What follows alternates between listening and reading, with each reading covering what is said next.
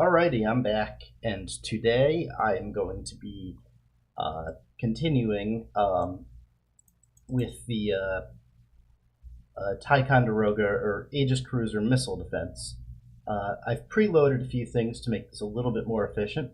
The first is I have a Ticonderoga that has empty VLS cells, so it is going to be much more efficient to just go in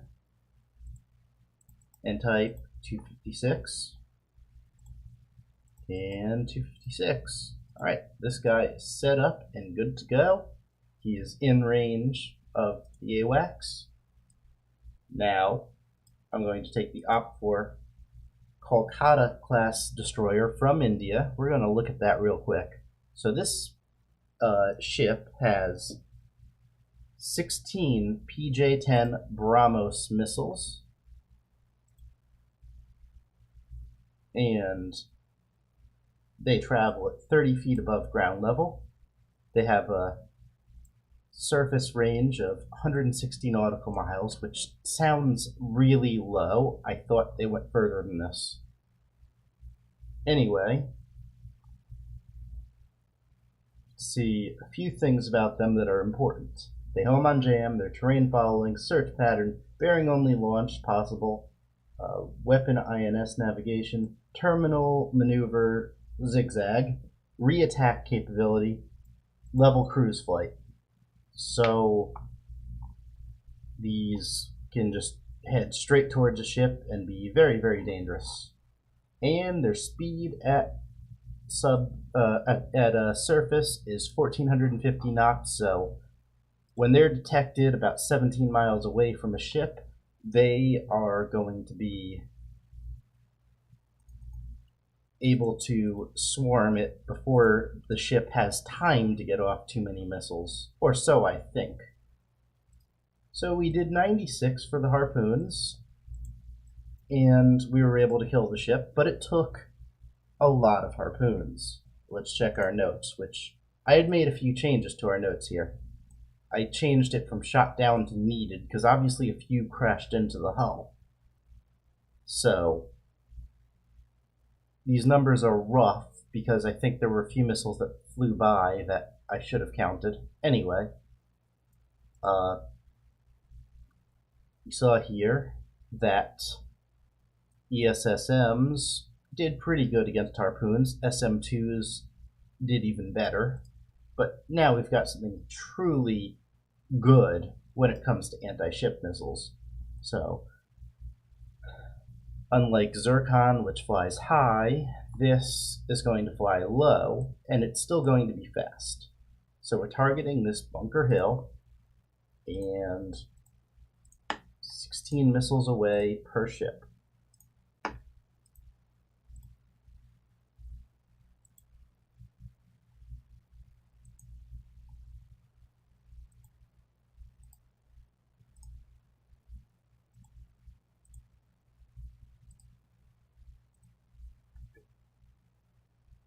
Now, I have no doubt this is a dead Ticonderoga, but let's see how dead it is.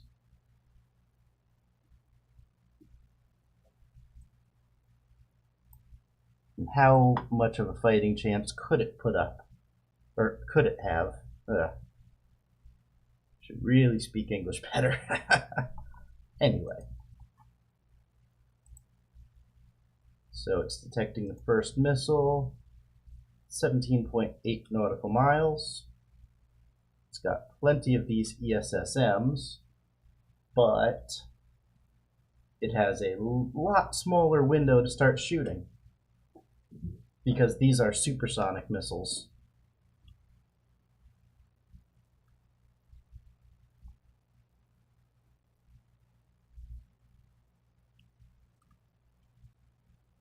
So the time it takes to engage missiles here, it is a luxury it cannot afford. This is not looking good for it. It needs to pump missiles out faster.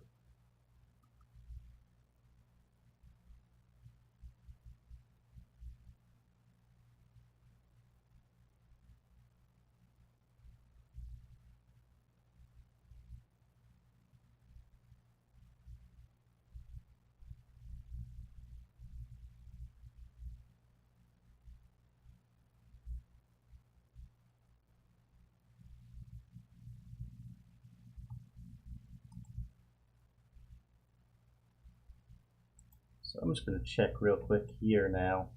This missile is within 2.5 miles almost. This is the end for it. I can't see it living much longer than this.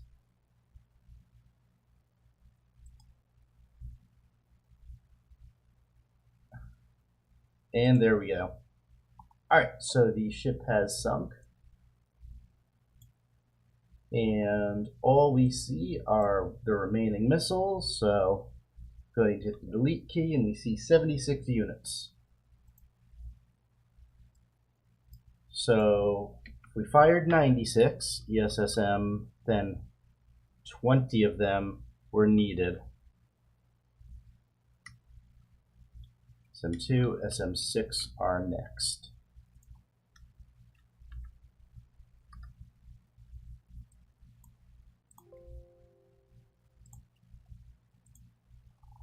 Alright. So the first thing I'm going to do is delete the Kolkata and re-add the Kolkatas. 4, 5, 6. Group them up. Oops. Delete one. Group them back up. There we go. Now we're going to switch sides.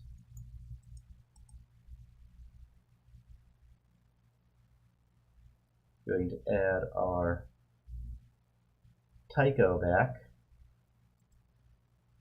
We're going to delete those just so they don't conflict in any way. And some SM2s. So if I remember correctly, it looked like the SM2s, because they had their active seeker, could be fired in a little bit faster. So that might make a difference. I think the carrier, the aircraft will, the missiles will still kill it. I have no doubt about that. Alright. But it might do better than it would have otherwise. So 1, 2, 3, 4, 5, 6. Alright. Our radars are on. God's eye view off. Speed it up until we see those missiles come in. And we see the missiles, same time.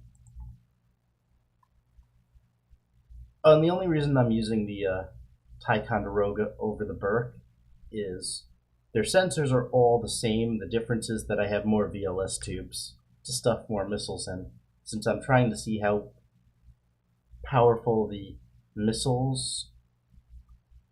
defense systems are, rather than the actual battery that they come with, because it is modular with VLS cells.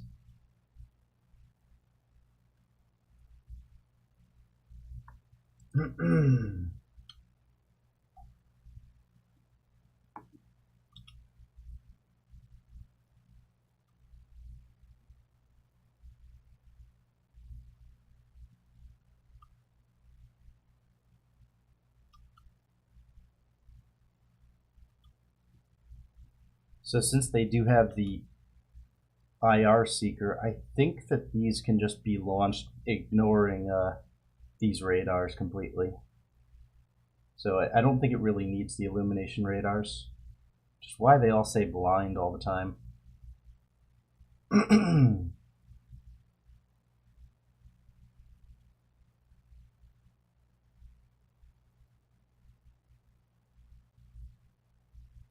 And if they miss, they'll just find another missile, or they'll just find another missile to crash into.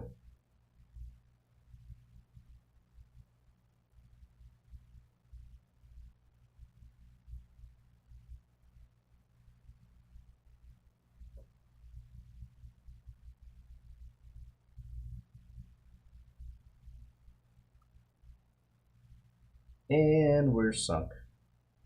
All right.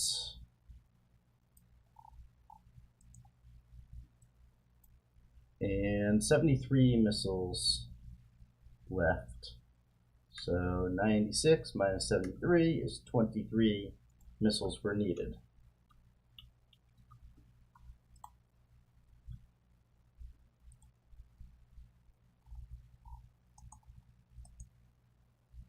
Okie dokie.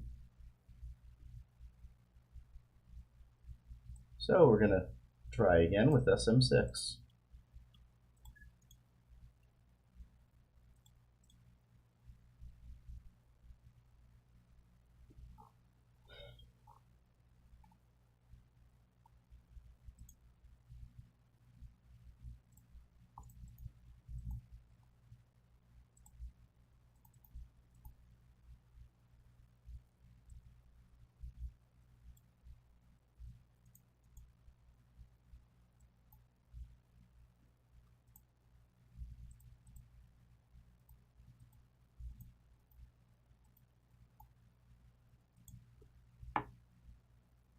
Alright, so 96 Brahmos away.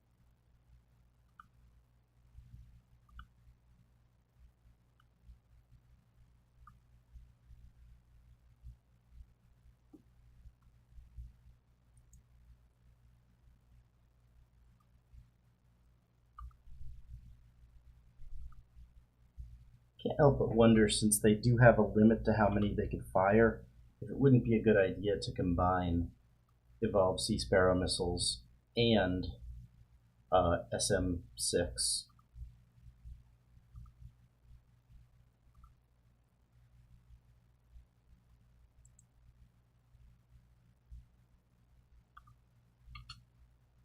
Whoa, stop it. There we go. I think I shouldn't have hit continue, but I don't think that we lost any other missiles other than what it took. So if we delete 66 units, so 96 minus 66 is 30. So 30 of them were needed. Now, I can't help but wonder if there was a combination of the two, would that make a difference? I'm actually going to try that real quick.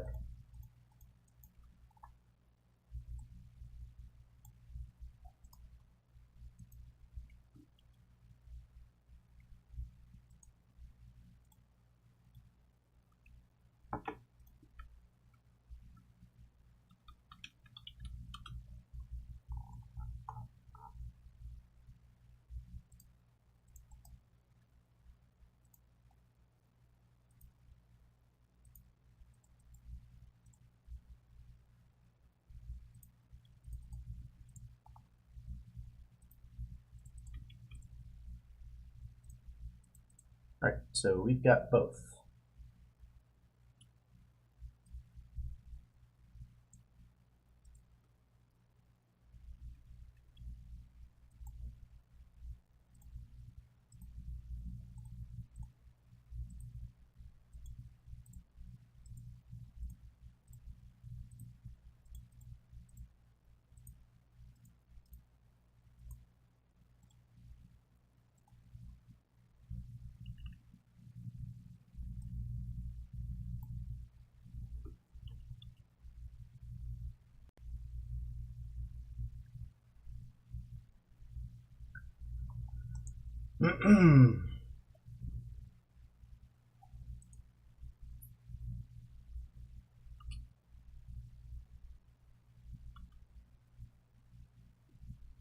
Now, despite the fact that I am tempted to see how they do against a carrier, I think it's safe to say that the combined might of 4 Aegis ships would probably do pretty damn well against this attack. better than they did against Zircon.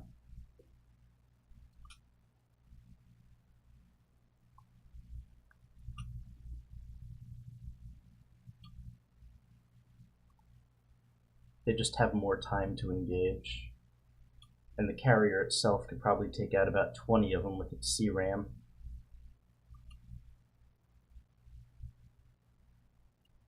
So I see it's firing the combo of both of them, basically.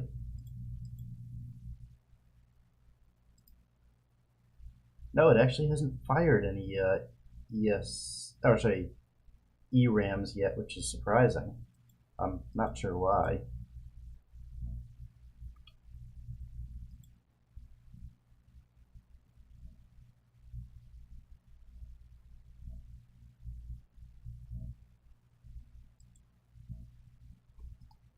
I would have thought it would fire both.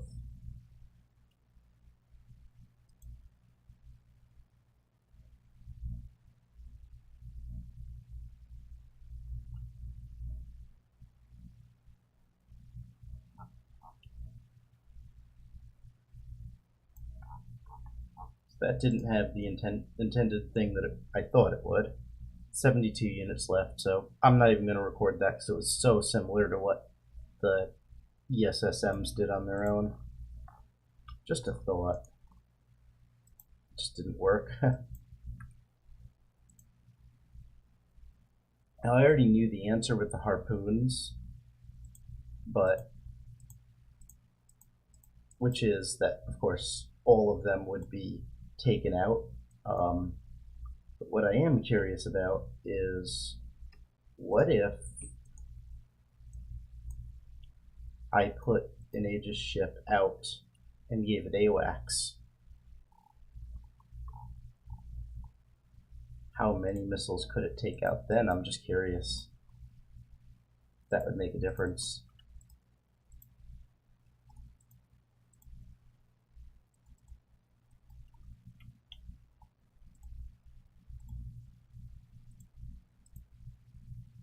I know it wouldn't have made much of a difference with the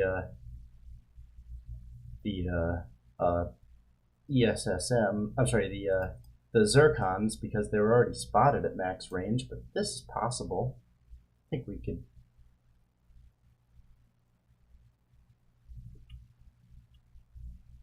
Why didn't I see him yet?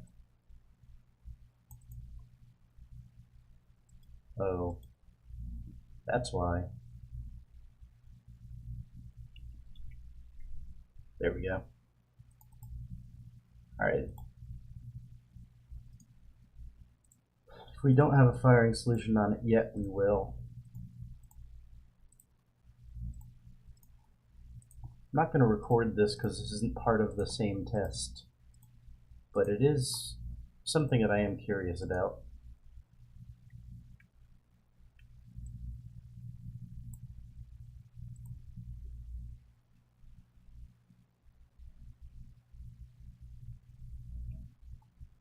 So the missiles are seen.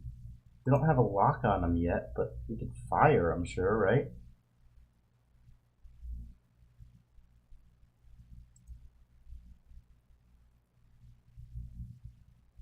Doesn't look like we engaged any closer, did we?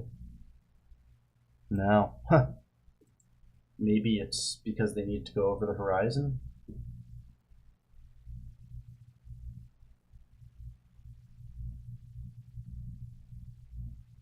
So it doesn't look like we can engage them over the horizon with this setup, which is a problem. With SM6s, we probably would have blasted them.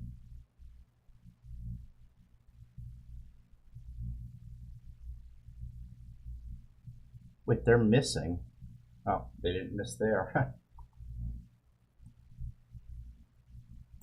So did that make a difference? 72 units. It did not. I suspect it would with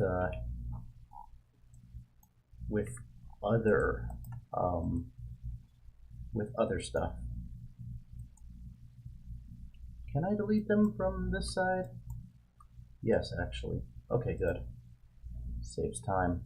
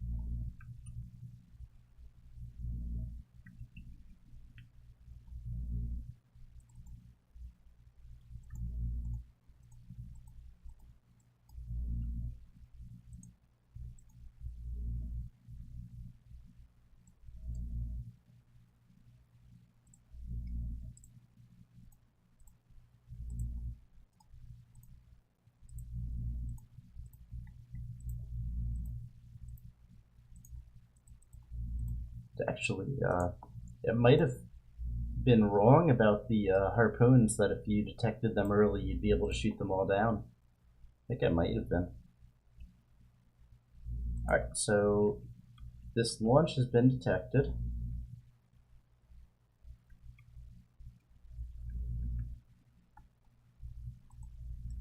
These may still require an illumination radar to see them.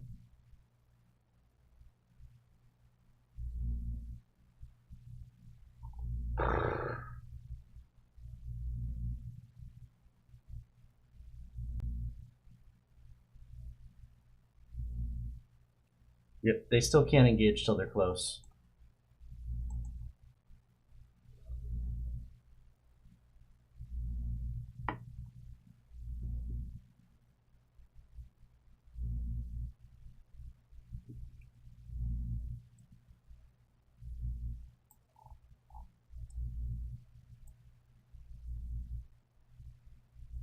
It actually did worse.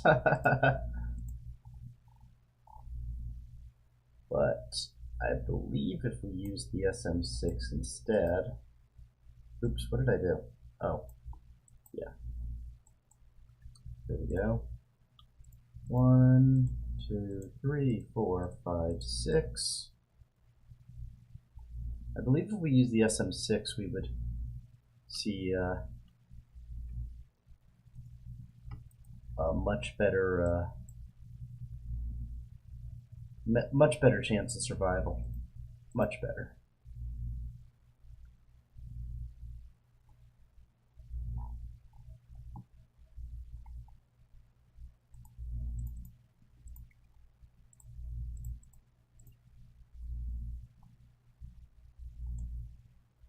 I actually think it will survive this time. Well, one of them, not two of them.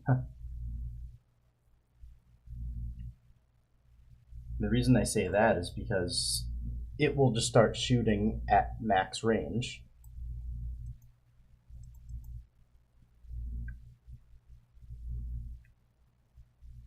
There's two ships? Did I mess this up? Yes, I did.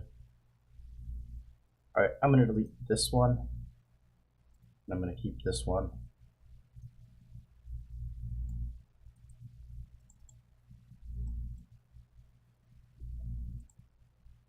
And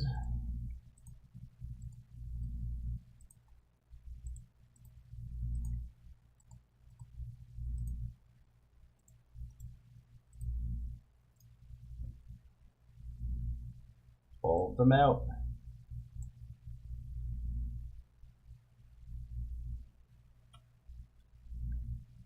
So immediately it starts shooting, which is good. So it will have maximum amount of time to engage.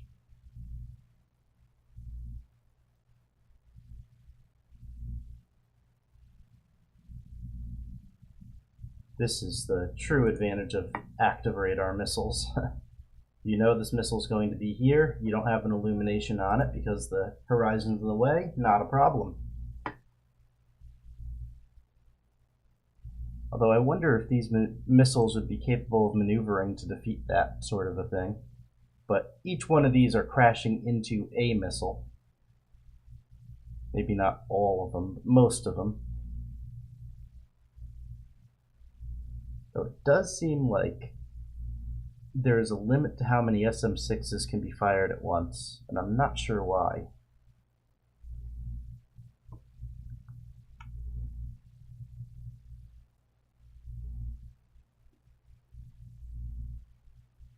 Or can it just not get, can it not launch them out of the tubes all at once? I'm not really sure.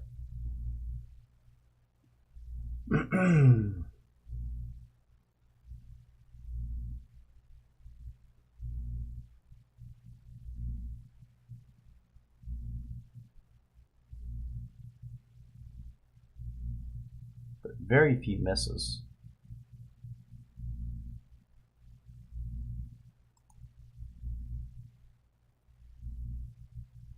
Still, it doesn't have enough missiles to kill them all.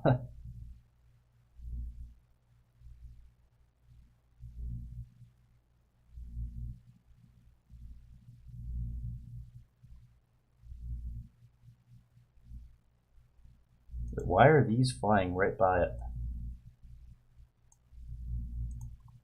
Were they successful in using countermeasures? Because they see exactly where they are. Either way, I know for a fact that if those were harpoons, they would have shot them all down before they got this far. Well, harpoons are 75 miles away, but still, they wouldn't have worked very well at all.